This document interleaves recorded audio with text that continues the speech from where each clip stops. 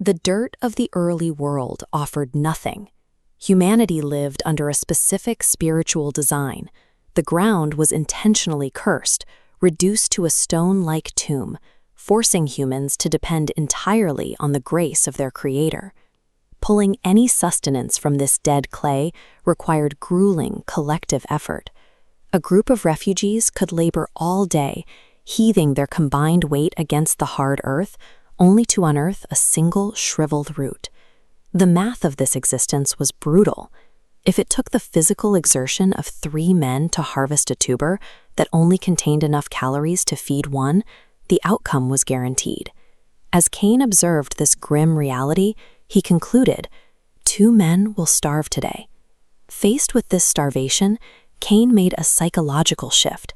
He ignored the spiritual purpose of the curse, choosing instead to diagnose a purely mathematical deficit. His solution was entirely architectural. He intended to sever humanity from the natural ecosystem entirely and engineer a new, artificial environment from the ground up.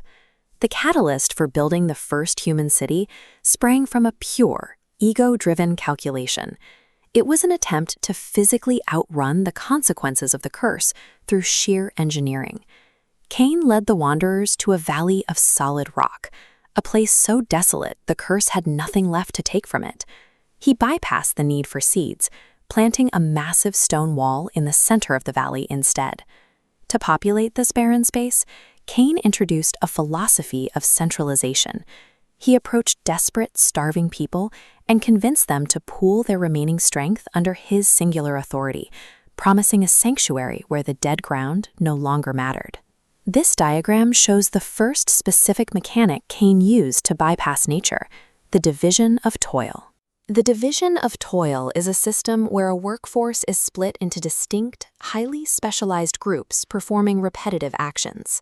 He commanded 50 men to dig deep trenches to catch rare rainfall, while another 50 did nothing but hammer the earth until it broke. By taking the brute labor of 100 men and concentrating it onto a single acre, the system forced the soil to yield. The isolated wanderers outside the walls faded away, while the specialized workers inside produced a rapid, unnatural surplus. This yield represented a highly concentrated extraction of resources. By organizing labor with mathematical precision, the system forced a profit from the dirt that no individual could achieve alone in the wild.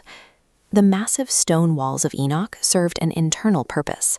They trapped human labor within a highly controlled environment, ensuring the workforce remained focused and nature's rules could be temporarily bypassed. Inside those walls, Enoch became a claustrophobic hub of specialized labor. The air was thick with the noise of gears, flickering torches, and constant motion, creating a sharp contrast to the absolute silence of the wilderness outside. With the food supply now concentrated, a logistical problem emerged. Individual laborers needed compensation for their specific tasks. To solve this, Cain positioned himself as the absolute auditor of the city's new wealth. This flowchart demonstrates the invention of fiat value. Fiat value is the abstraction of a person's physical time and effort into a symbolic currency. Cain told his workers, "You do not own the grain, you own the time you spent digging. I will give you a mark of copper for your time, and you will give the copper back to me for the grain." To solidify this economy, the descendants of the Watchers introduced metallurgy to the city. They brought the knowledge required to melt the earth and forge solid bronze. Bronze technology allowed Cain to militarize his artificial wealth. He forged weapons to enforce the new economy and protect profit margins from the starving populations outside. Abstract currency enforced by physical violence created a self-sustaining artificial economy. The citizens of Enoch received their daily bread from the Auditor's copper marks, successfully severing their daily reliance on the Creator. At night, Enoch appeared as a mechanical, glowing island of intense activity, completely isolated within an ocean of absolute darkness. Within the gates, the storehouses were overflowing. The roar of the marketplace, the clinking of coins, and the hammering of bronze created an overwhelming wall of noise. It drowned out the soft wind of the wilderness and any quiet spiritual cues calling for repentance. Looking at the towering grain silos and the humming forges, A citizen of Enoch could easily ask a logical question. Had humanity's engineering and wealth actually defeated the curse of the earth? This diagram shows the fatal flaw in Cain's mathematics. The city was acting as a vacuum. To keep the center illuminated and the storehouses full, the closed system survived entirely by violently stripping the surrounding exterior lands bare.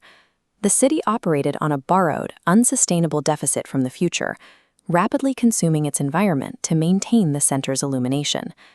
Enoch became the ultimate great distraction, a system of power and profit designed to create an environment loud enough that humanity could pretend to be its own god.